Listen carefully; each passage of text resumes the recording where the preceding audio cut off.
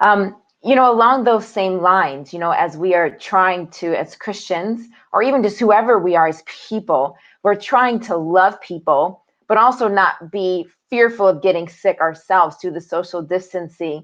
And so how do we balance this? This can be really hard, where you want to love other people, but you don't want to get other people sick. But there's also this attitude of fear, and people don't want to be fearful. How do we deal with some of that? Yeah, and this is where we have to be careful. One of the challenging things with this pandemic, as Francis Collins has pointed out, the really terrifying thing, and he made this comment very early, is normally when you're sick, you know it.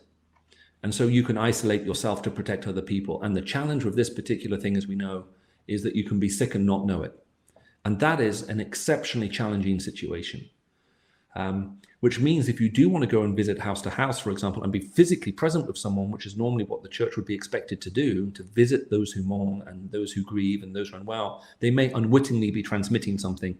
And in the desire of trying to make things better, making it worse. And that is a very hard thing to do. But maybe there are other things that we can do. I know before, as we left Oxford, as it hit, we put a little piece of paper through everybody who lives on our street, every home, every apartment, with my cell phone number, and we set up a WhatsApp group, and we said, look, if there's any way we can help anyone on the street, please let us know.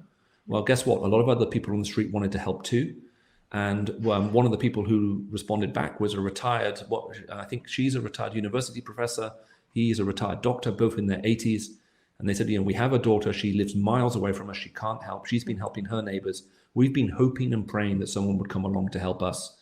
And so my wife and I, together with our children, were taking turns to pick up their prescriptions twice a week, to do their food shopping, to drop it off at their door, taking all the precautions we needed to as a way of serving.